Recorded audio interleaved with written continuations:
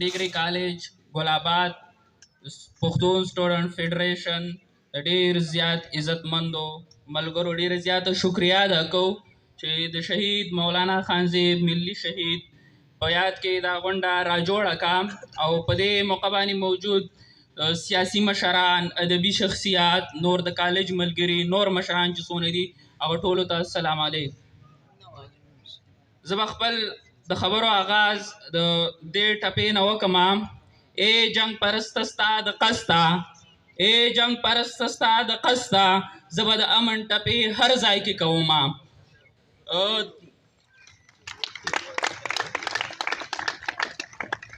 چونکې دا غونډه د مولانا خانزیب په یاد کې راجوړه شوې ده او نامه هم ورکړې شوې ده د امن. په کومه نامه، په کوم مقصد، په کومه لاره، په کومه مبارزه چې مولانا خانزیب خپل سر په دې خاورې د امن په خاطر، د دې خاورې د وسایلو په خاطر، د دې خاورې د سیاست په خاطر، د دې خاورې د ښې ورځې په خاطر وشیندو. زه به دون عرض وکړم چې د مولانا خانزیب سوچ قامي و. نو ځکه موږ چې دا مینه یې نو ستاسو دا جذبه یې نو ستاسو دا څونه مینه چې را وطن نه دی محترم خو ځنګل دی او که وطن دی په ژوند باندې هم خبرې کوي. زه صرف یو دوه خبرو راپاڅولم چې د پارټۍ د ذموار په حیث باندې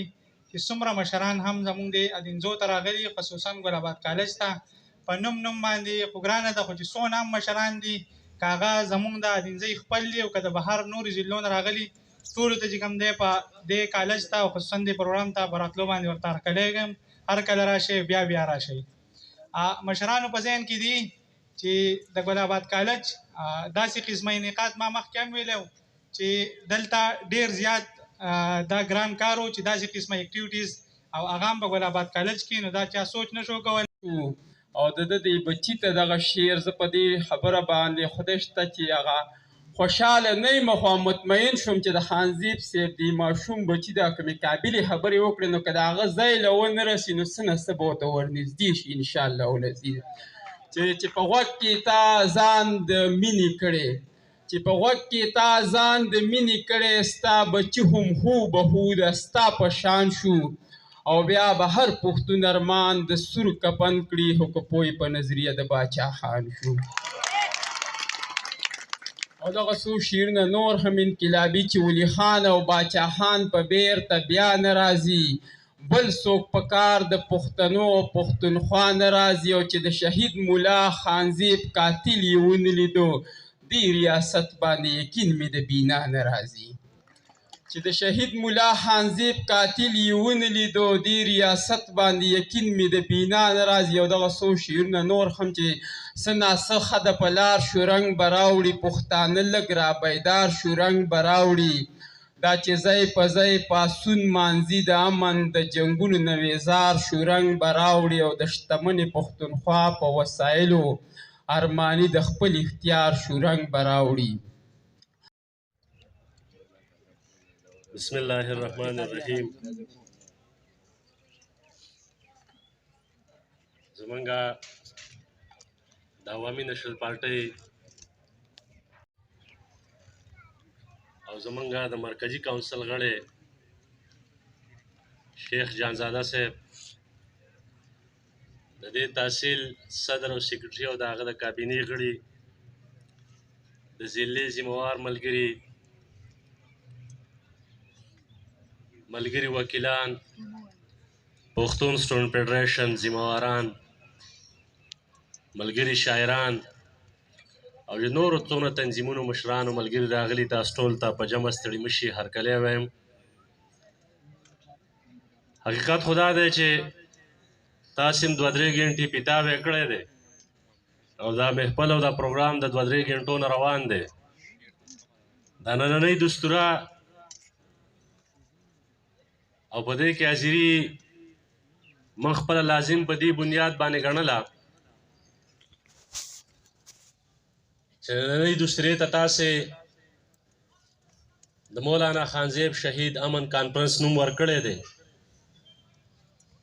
هر څوک موږ نور مصروفیات او یا چې کوم دی نورې ذموارۍ لرلې، خو دا هر څه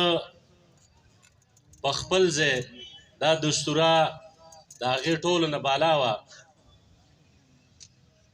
مولانا خانزیب صاحب د هغه په ژوند باندې، د هغه په شخصیت باندې، د هغه په لیک لوست باندې، د هغه قومي مبارزه باندې مختلفو ملګرو خبرې اترې وکړلې. چونکې زه خو سره ډېر نږدې پاتې شوی وم. 8 کاله موږ یو ځای سیاسي سفر کړی و، سټډي سرکل یې هم کړی وې، احتجاجونو کې هم برخه اخیستې وه. د پښتونخوا وطن په بېلابېلو سیمو کې په ځان له ضلعو کې چې کوم دی د خپل قام ظلمو او مشرانو ته حاضري لګولې وه. یو داسې شخصیت چې زه اکثر ذکر په دې بنیاد کوم، هغه یو اړخ ته قومي مبارز و، یو دیني عالم و، دنیاوي علم یې هم کړی و، د سیاست د ساینس نه هم خبر و، یو دانشور و، لیکوال و. ډېر کم خلک داسې لیکوالان، دانشوران چې خو لیک لوست ډېر کوي، کتابونه لیکي، مقالې لیکي، کالمې لیکي، خو عملي مبارزه او عملي جدوجهد ته چې کوم د هغه وخت نشي ورکولی. دا یو داسې شخصیت و که یو خوا یې لیک لوست کو، نو بل اړخ ته یې چې کومه دی عملي مبارزه کوله. دا د ده کمال و. شاه زوالعادل به داسې ورځ راغلي چې په هغه کې به د پولیټیکل اکټیویټیز نه کړي، او بیا د آخري 2-3 کاله خو د دومره منډې ترړې سیوا کړې وي چې هم به په حجره کې سټډي سرکل کاو، هم به په جماعت کې سټډي سرکل کاو، هم به په مدرسه کې سټډي سرکل کاو، او د وطن په هره مسله باندې، په وطن کې په شوي هر ظلم او بربریت باندې به چې کوم دی عملي طور په احتجاج کې برخه اخیسته او غږ به یې پورته کاوه. دا زمونږ د دې قام بدبختي ده چې موږ په خپل قام کې د کار سړي نه پیژنو. زمونږ دشمن هغه ډېر ځیرک دی، هغه په موږ کې د کار سړي پیژني، خو زمونږ د قام بدبختي دا ده چې څوک د دې خاورې خبره کوي، د دې قام خبره کوي، د دې وطن خبره کوي، نو هغه زمونږ قام په ژوندانه باندې نه پیژني. دلته ذکر وشولو مولانا خانزیب صاحب د قومیت خبره کوله، د اجتماعیت خبره کوله، د پښتون د ملت خبره کوله، د خپل ذات خبره نه کوله. د خپل ذات دپاره جدوجهد نه کاو. په ځوانانو کې سیاسي بیداري راوستله، هم د قلم د لارې، هم د تحریر د لارې، هم د تقریر د لارې، او کوشش یې دا و چې ولس، ځوانان، پښتانه دا په خپله قامي مقدمه باندې پوهه کړي. دلته د وسایلو ذکر هم کېږي چې هغه شتمنه پښتونخوا ولیکله، او دا به ویل چې دې قام ته څوک سر له پیغور نه ورکوي، چې تاسو خو د وسایلو خبره کوئ. د څه شي وسایل؟ څه ثبوت دی سره؟ څه دلیل دی سره؟ هغه یې د لیک په شکل کې راوړله. قامي مقدمه څه ته وایي؟ دې قام ته چې کومې اجتماعي مسلې راپېښې دي او جوړې کړی شوي دي، د اجتماعي قوت د طرفه جوړې کړی شوي دي، او د یو خاص غرض او مقصد دپاره جوړې کړی شوي دي، ډېر په انجینري طریقه جوړې کړی شوي دي، په غیر محسوس انداز باندې. نو پښتانه ځوانان او زلمي او مشران په دې ځان نه پوهېږي. دا خبره کوله، د هغه خو بله څه ګناه نه وه. په دغه ورځ باندې مې هغه راوتلی دی، باوجود د دې چې هر قسمه ترېډ سو او ټولو ګوندونو اعلان کړی و، ټولو پارټو اعلان کړی و چې موږ به په 13 تاریخ په باجوړ کې امن پاڅون کوو. هیڅ چا ورله کمپین نه کاو، خو د دې خاورې حلالي بچی و، د دې خاورې سره مینه وه، د دې قام سره مینه وه او بې لالچه وه. نو د تریټس باوجود، د خرابو حالاتو باوجود هغه جماعت په جماعت په دغه ورځ هم ګرځېده، بازار په بازار په دغه ورځ هم ګرځېده چې یاره په 13 تاریخ امن پاڅون دی چې د امن پاڅون له ټول د باجوړ غیرتي ولس راوځي او دا کامیاب شي او د ریاست جوړ کړی شوی جنګي اقتصاد پراجیکټ هغه ته یو احساس ورکړی شي چې دا پراجیکټ موږ په دې خاورو نور نشو برداشت کولی. زموږ د اینو دا کاروبار نور ودروئ، زموږ د وسیلو ته د وسایلو ته چې تاسو کوم جالونه جوړ کړي دي په دغه جالونو باندې پښتانه خبر دي، دا دسیسې او دا منصوبې نورې بندې کوي. ستړی ستومانه په سره ګرمۍ کې ټوله ورځ کمپین د خپل قام دپاره وکړو چې قام را بیدار کړي او دغه احتجاج ته یې روباسي. په رڼا ورځ باندې شهید کړلی شو. دا هله دې قام وپېژاند چې کله تورو خاورو لاندې شلو، یعنې په ژوندانه هغه شپږ اته کاله مسلسل هر کلي ته تللی دی، هر ضلع ته تللی دی، هر جماعت ته تللی دی او دا خبره ورته کوله چې موږ د ځان دپاره څه نه غواړو، د دې قام خبره کوو زموږ سره ودرېږئ، د دې خاورې خبره کوو زموږ سره ودرېږئ، زموږ هېڅ قسمه ذاتي غرض او لالچ نشته دی. خو زموږ قام ټول عمر خپل اتلان پس د مرګه پیژندلي دي، په ژونداني نه دي پیژندلي. شتمنه پښتونخوا د یو کتاب ته نه دی لیکلی، چونکې دا خو د دې خاورو د وسیلو خبره ده او ډېر زیات پروجکشن یې وشولو، نو ځکه تاسو ټول شتمنه پښتونخوا پیژنئ. 8 نور کتابونه یې لیکلي دي، د باجوړ په تاریخ، د پښتنو په تاریخي کتاب لیکلی دی، اسلام او قام پرستی په هغې کتاب لیکلی دی، او 2 کتابونه چې نور ناچاپه دي او راځي به مخکې، په ډېر کم وخت کې چې د څومره ډېر کار کړی دی، ډېر لوی کمال یې کړی دی، ډېر لوی کمال. ما ته خو کله کله داسې احساسېږي چې دې سړي سره چې کوم دی وخت کم و، ځکه یې شپه ورځ یوه کړې وه، چا مې د قلم د لارې مبارزه کوله او مې د عمل د لارې مبارزه کوله، په میدان باندې ولاړو او د دې وطن هر غاصب، هر دشمن، هر ظالم ته چې کومه دی په سترګو کې ازغی و. مذهبي سکالر و، د اسلام او شریعت نه خبر و، د ملت پالنې نه، د قام پرستۍ نه خبر و، او ملت پالنه، قام پرستي، وطن دوستي، د خپل قام سره، د خپلې خاورې سره مینه، هغه د اسلام په رڼا کې چې کومه دی د قام ته وړاندې کوله چې دا عمل کم غیر شرعي نه دی، کم غیر اسلامي نه دی، د خپل وطن سره مینه، د خپلې خاورې سره مینه، د خپل قام سره مینه. څوک یې د جواب نه و. هغه مولانا خانزیب صاحب د هغه په یاد کې موږ دلته دستوره کوو، د هغه په یاد کې موږ غونډه کوو. هغه به وی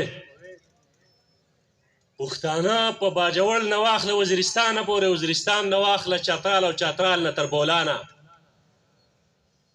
امن دې ته وایي چې د یوې دماکې او د بلې دماکې په منځ کې چې کومه وقفه راشي نو پښتانه وایي امن دی. څو وارې جلون تارتلي دي او یو 2 یا 5 کاله نه، 10 کاله، 12 کاله پې چې کوم دی قیدونه تېر کړي دي، جهدادونه یې پې ضبط کړي دي. زموږ دا کابرینو، زموږ د خدای خدمتګارو جنازې دي چې جیلونو نه راوتلي دي، خو تسلیم شوي نه دي، د خپلې خبرې نه په شاته شوي نه دي. نو موږ یې پېژنو، موږ یې پېژنو. نو لہذا دا جنگ د صبر جنگ دی، دا جنگ په جذباتو ولاړ نه دی، دا جنگ د حکمت جنگ دی، د دانش جنگ دی، د قوت او طاقت جنگ دی او د شعور جنگ دی. د شور جنگ نه دی، د شعور جنگ دی. زه چې کله اخري خبره کوم، ما خبره ډېرې زیاتې اوږدې وکړلې، په کار خدا ده چې موږ ټول نه زیات وخت شیخ جانزاده صاحب ته او حسین شاه خانجي صاحب ته ورکو چې سرونه په دې قامي تحریک کې سپین کړل، نه بدل شولو، نه حالاتو بدل تلل، نه دمکو بدل تلل، نه لالچونو بدل تلل، نه هم په دې ننګ باندې ولاړ دي دې قامي تحریک سره. که هر څومره په ځوانانو کې مایوسي ده، خو موږ ورته وایو چې مایوسه کېږئ به نه. موږ چې دا نظام چلنج کوو، دا سامراجي طاقتونه چلنج کوو او خبره د انقلاب کوو، نو انقلاب د جذباتي نارو نامه نه ده،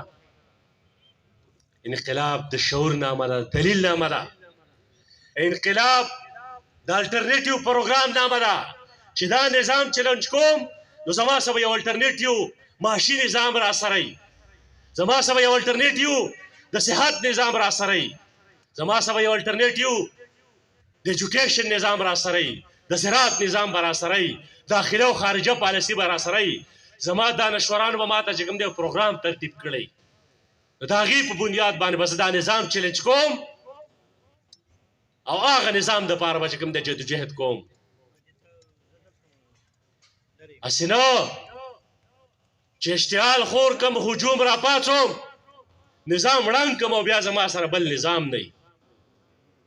نو بیا به وطن انار کې ته ځي، نورې تباهي سره مخ کېږو. نو انقلاب دا د شعور نامه ده، د دلیل نامه ده، د پوهې نامه ده،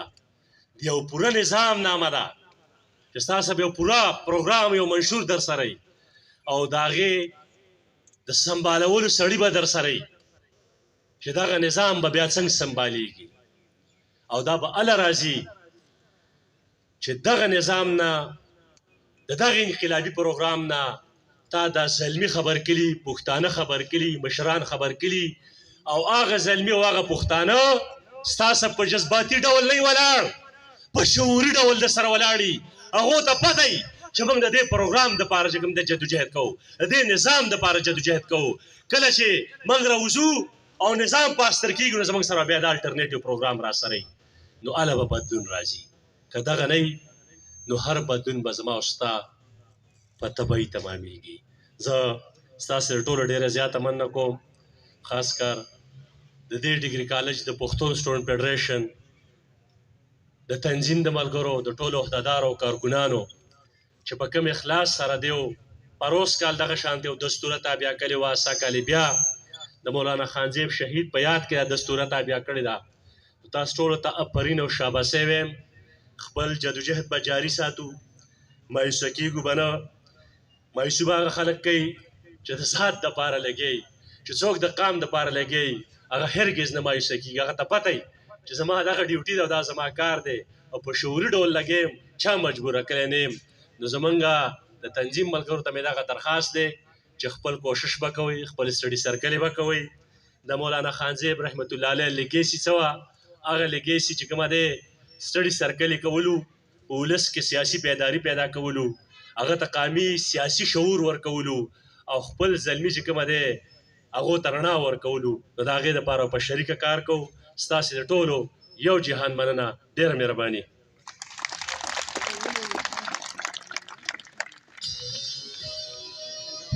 ډېره زیاته مننه باز لاله. بل زمونږ یو ځوان دی، الله دې راته داسې ځوانان نور هم ډېر کړي. شهاب بابو صاحب اوچوالا، کوم چې د مولانا خانزیب شتمنه پښتونخوا بکونه 300 هغه ډسټریبیوټ کړي دي په مختلف ځایونو کې. نو هغه زه به دغه یو شعر باندې راغواړم چې ما سره ناست شریک پشکور سړی دی، ما سره ناست شریک پسکور سړی دی، زما قاتل زما د کور سړی دی. شهاب بابو چې هغه راشي او نثرباز لاله خپل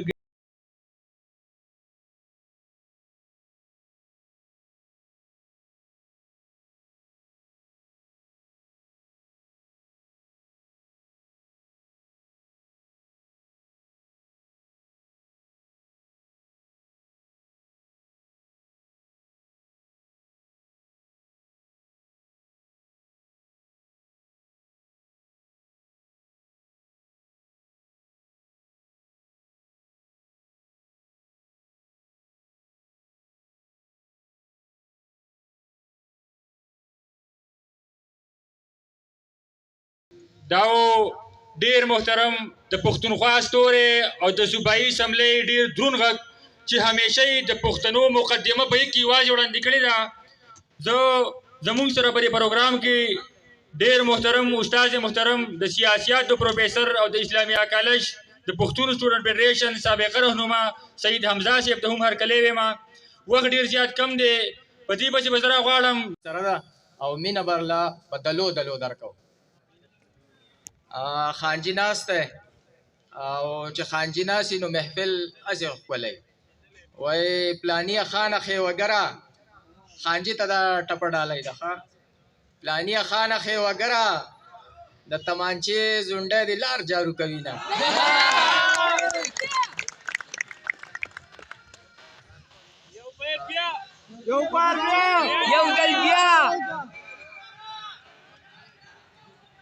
پلانکیا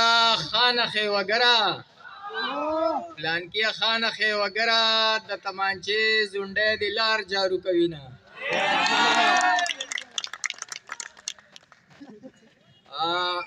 ډېرې خبرې نه کوو صرف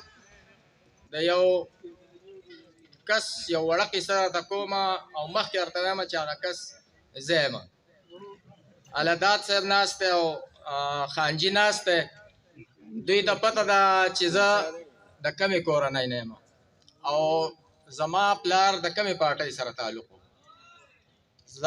زما پلار په مسلم لیگ کې و او د فضل حق رایټ هینډ به ورته په هغه ورځو کې وي. خو کله چې زه د 12-13 سال وم نو چا وی چې بای ولی خان بابا را روان دی او برزي په تیمرګره کې جلسه ده. نو زه وړوکی وم نه پوهېدم خو بازار ته راوتی وم او په دې هم نه پوهېدم چې نیشنل پارټي څه ته وایي NP څه ته وایي ولی خان بابا څوک دی. خو یو ښکلی سپین سپېڅلی سړی په جیب کې په ګریل کې ولاړ و د جیب ګریل یې نیولی او بس د هغه ټایم نه زه داسې مسمرایز شانتې شومه ما وی چې بای د دې سړي ژوند او د ده دا کومه فلاسفي چې ده دا دغه کول غواړي. د هغې نه پس هغه تیمرګرې ته لاړو او هغه یو تقریر وکړو د کولډ وار په باره کې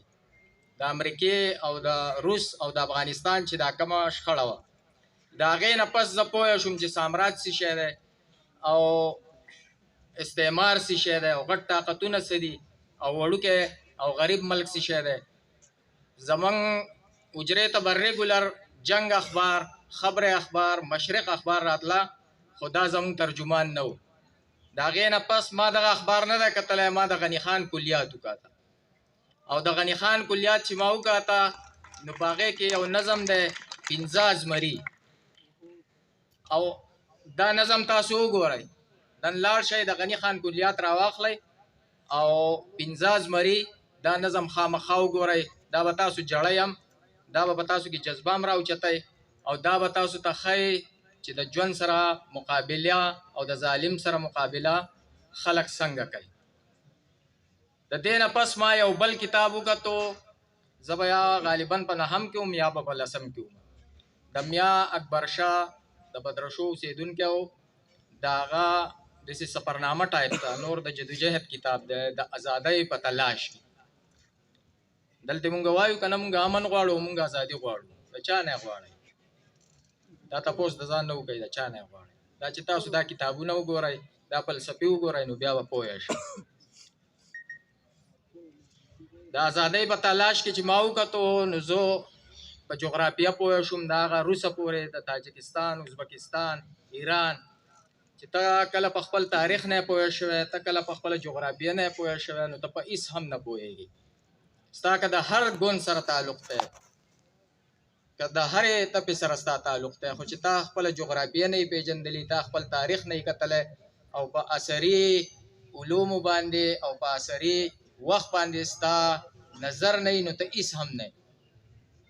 نو دا مشوره د خپلو سټوډنټانو له ورکوم چې لکه د کتاب سره رشته جوړه کړئ کتاب ولولئ د تاریخ د کتاب نه ځان خبر کړئ د جغرافیې د کتاب نه ځان خبر کړئ مختلف کم تحریکونه چې راغلي دي په هغې باندې ځان پوهه کړئ نو هله به چې دی تاسو مخکې تللی شئ. او میلمانه ډېر راغلي دي، خبرې ډېرې نه کوم، صرف د خپلو ټولو سټوډنټانو ته وایم هغه که پیپلیان دي، که نشنلیان دي، که جماعتیان دي، که علما والا دي، دا ټول زما د سر ګلونه دي. زه ټول تاسو ته حاضر یم. زما به صرف یو کوشش وي چې زه تاسو سیاسي کم. چې تاسو سیاسي شوئ دا د دې قام ګټه ده. تاسو به خپل او پردی وپېژنئ، تاسو به روغ او رنځور وپېژنئ. د خپلو سټوډنټانو ته یو ټپه په آخره کې ډالۍ کومه. شاهده، افاقه، نویده او عباده او سنگره، دا ټپه تاسو ته او د ټولو سټوډنټانو ته ډالۍ ده. بې وفا هله راته وایه، بې وفا هله راته وایه چې ته لوګی شې او زه لمبه نه شم مینه. ډېره مهرباني.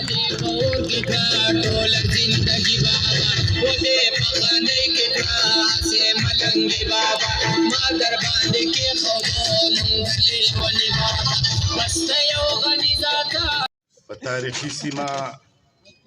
چکدره دینزو ګلاباد کې ګورنمنټ ډګري کالج دې ډبې ته او دې مرکز ته د ملي شهید حضرت مولانا خانزیب رحمت الله علیه او د امن په موضوع را جوړه شوې دا غونډه او دې ته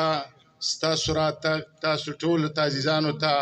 ټولو ګډونوالو ته ښه راغلاست او سلامونه. په دې موخه موږ د کالج حاضر د پښتون سټوډنټس فیډریشن د ملګرو او د نورو ټولو سټوډنټانو او د دې کالج د انتظامی هم ډیره مننه کوو. عزیزانو، ستاسو د ټولو د کور د ودانۍ سره یوه ورځ به ان قریب داسې غږ وشي، یوه ورځ به ان قریب داسې غږ وشي د چا زړه بد د چا به ښه شي. څوک به وایي چې چارې تسکوره راوړه، هغه خوږ اشنا د خاورو ته بالی شي. د بیلتون د وسوسو نه مې زړه ډک دی چې د خدای نه مقرر شي هغه وشي. ورونو، د پښتنو د تاریخ په اوږدو چپو توپانونو کې که موږ او تاسې نظر واچو، دا ستر قام چې هغه وایي د پامیر په دره د پامیر د غره په سر په څوکو چې واورې وورېږي او څه اوبه لاړې شي په مخ په قبله باندې چې امو دریاب ته جوړېږي او څه اوبه راشي په نورخاته باندې چې اباسین ته ورغورځېږي. دا د پښتون افغان وطن ټاټوبی او تاریخي وطن دی. د دې قام بدبختۍ هم ډېرې شته،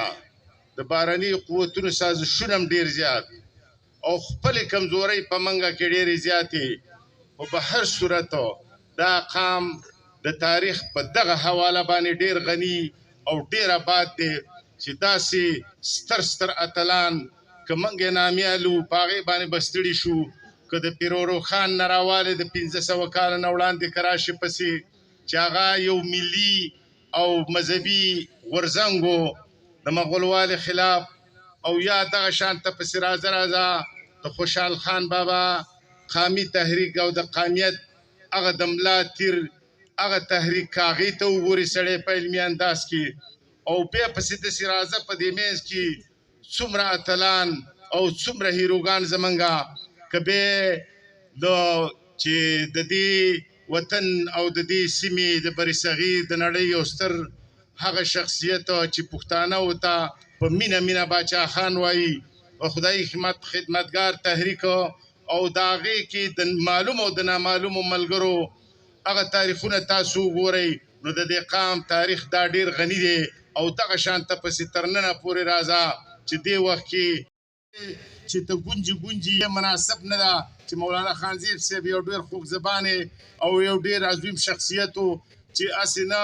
چې چېرته ګیله د ده پیدا نه شي، نو دا به موږ چې کوم دی د مولانا صاحب د روح څخه بې ځایتی کوو. نو دی راته وویل چې پرنسپل صاحب خو ډېر خوشحاله دی دې غونډې ته او ستاسو د دې مشرانو راتګونو. نو عزیزانو، موږ دلته راتګ په دې موخه باندې د سرباز ملګري خو لاړو خان بهادر سلارزی دی دلته دې غونډه کې ناست دی او علمزیب یوسفزی دی او نور ملګري منګه ستاسو سلام او ډاډ ته دلته راځیر شوي ورونه عزیزانو مولانا خانزیب شهید د هغه ډېر اړخونه د ژوند ده خو یو دا چې هغه یو روایتي عالم دین سره یو دا ځانګړتیا لرله چې هغه د قامي تحریک یو داسې ځلان دستوری و د عوامي نشنل ګوند یو پیاوړی غړی و نو دا اړخونه ډېر زیات هم د کتو دي پوهان باید چې په دې باندې نظر واچوي چې د عوامي نشنل ګوند دا انتخاب زمونږ د تاریخ د کورنۍ سره سم او د خپلې مطالعې مشاهدې په بنیاد هغه دې ته رسېدلی و چې د دې قام جنډه د چا په لاس کې د دې قام منشور سره چې کومه دی څوک په دې میدان کې ولاړ دي او دا وختي دا پښتانه چې کومه دی په دې منطقه کې یعنی پښتون قام په ډېر بد حالاتو کې ګیر دی او داسې بد حالاتو کې چې لکه یعنی مرغۍ چې په لمه کې ونښري نو هغه د دغه ګوند د منشور او د مشرانو د ویناګانو سره سم د خپلې مطالعې په بنیاد ځکه چې د هغه ډېره زیاته ژوره مطالعه وه او د هغې پته د هغه د دغه کتابونو نه لګي باید چې خلک هغه وګوري هغه خو قام چې کوم دی د مشرانو د ویناګانو سره سم لښکر کولو پښتانې تنظیم کولو خو دا ټیک دا چې د هغه په دې جدایي باندې مونږ ټول قام چې کومه دی یعنې ډېر غمجن او ډېر قهرجني خو یو خلا خو دا خلا هغه په خپله تر یو حده پورې ډکه کړې ده چې د ژوند په دغه قیمتي وخت کې هغه داسې ایشو بنئ داسې مسله بنئ چې هغه پې په پوره زړورتیا سره وینا نه ده کړې او داسې مسله بنئ داسې موضوع بنئ چې په هغې باندې لیک نه دی کړی او ډېر داسې خبرې دي چې هغې کتابونو ته مو رچولي دي او څه کتابونه چاپ او نور هم د ملګرو په سلا باندې روان دي باید چې پوهان او د لیک لوست خاوندان او کوم چې زمونږ سره دانشور او مفکره طبقه ده ځکه چې مولانا خانزي په خپله باندې یو لوی پلاسپر دانشور سیاست کتابونه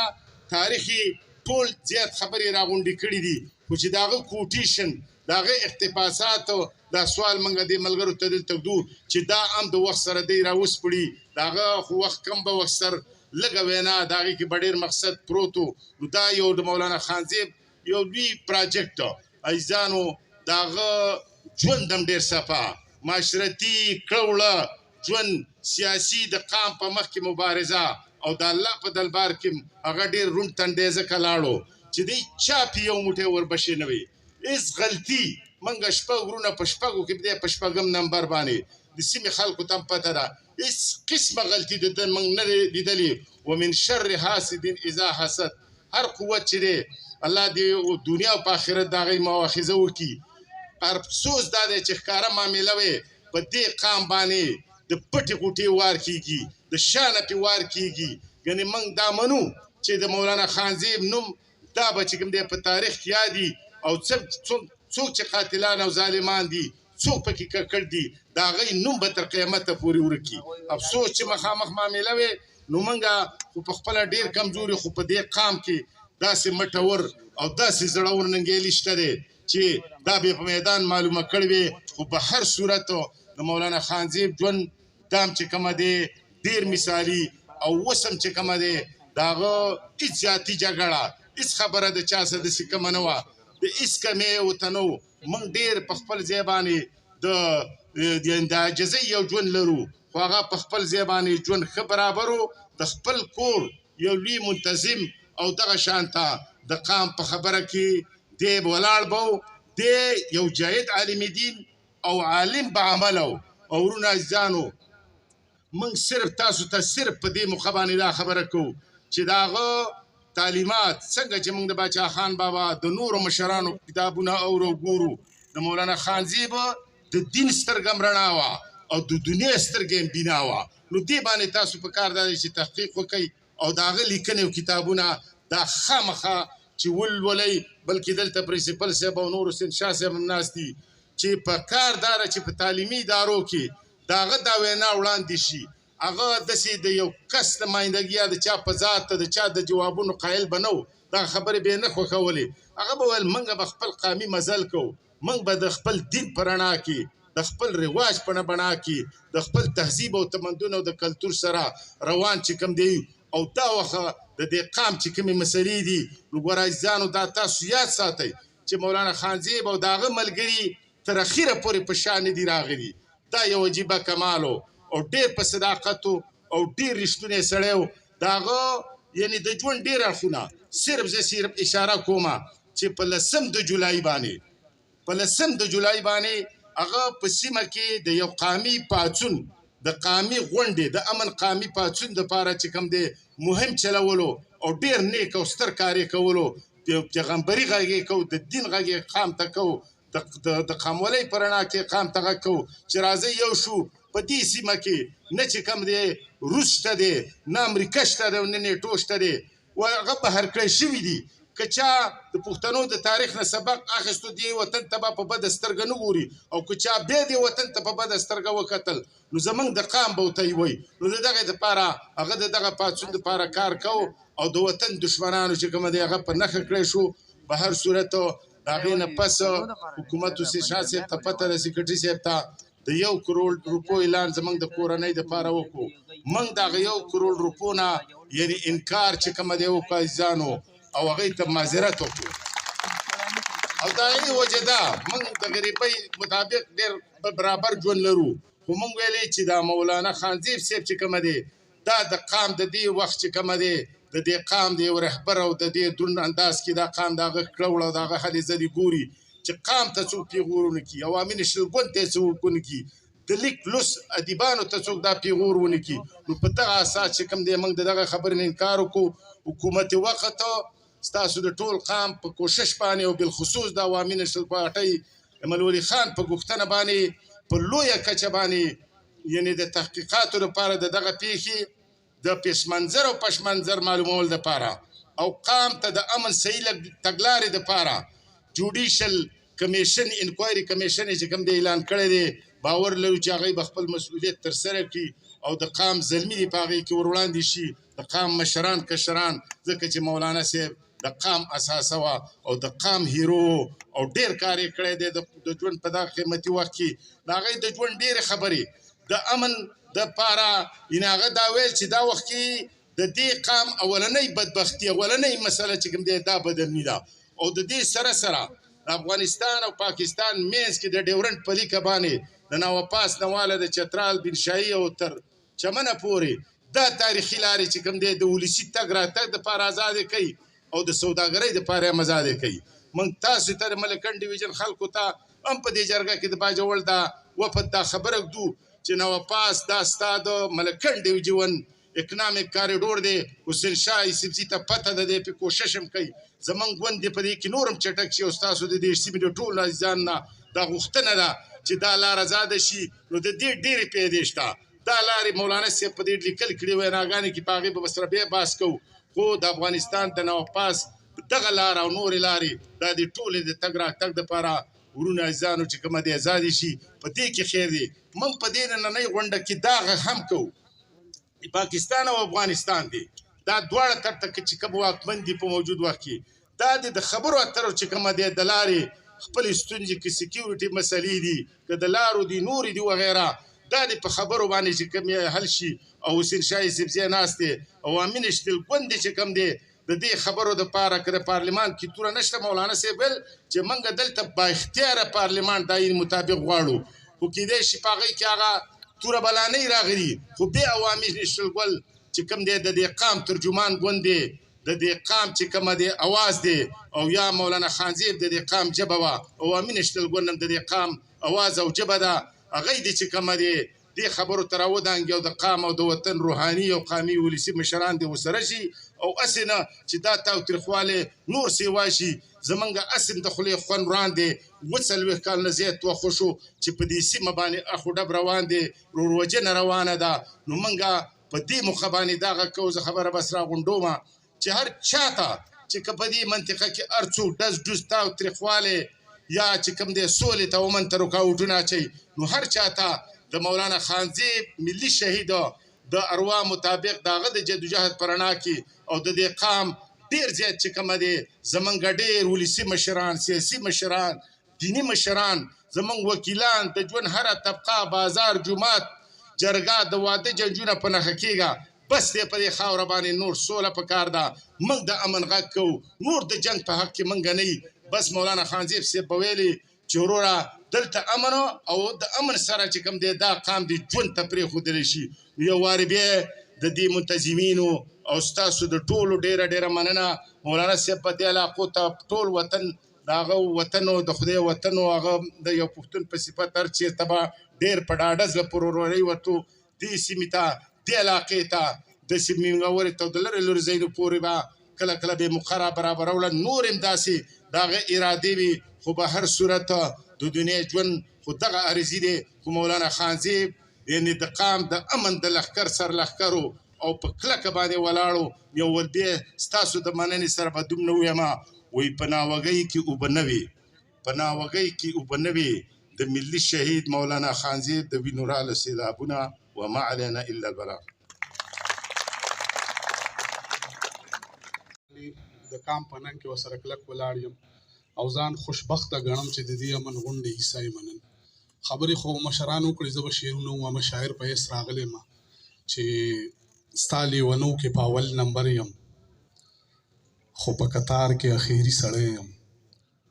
د وخت جابر ته چې تسلیم نه یم زه په دې ښار کې اخیري سړی یم او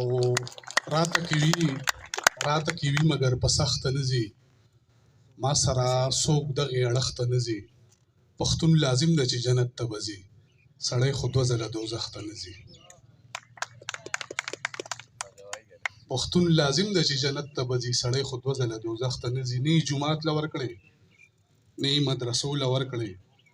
د قربانۍ سرمنې ټولې مې کدو له ورکړی او څه د بې سره خلکو سر باندې دستار وینمه د سړیتوب تمغې ټولې نه سړو له ورکړی او چا چې د خلکو د سرونو کاروبار کړی دی هم د هغې خلکو نامې جایزو له ورکړی صرف د خپل ارمان ډولۍ مو پرې راوړې نه ده ګنې موږ خپلې اوږې ډېرې جنازو له ورکړې صرف د خپل ارمان ډولۍ مو پرې راوړې نه ده ګنې موږ خپلې اوږې ډېرې جنازو له ورکړې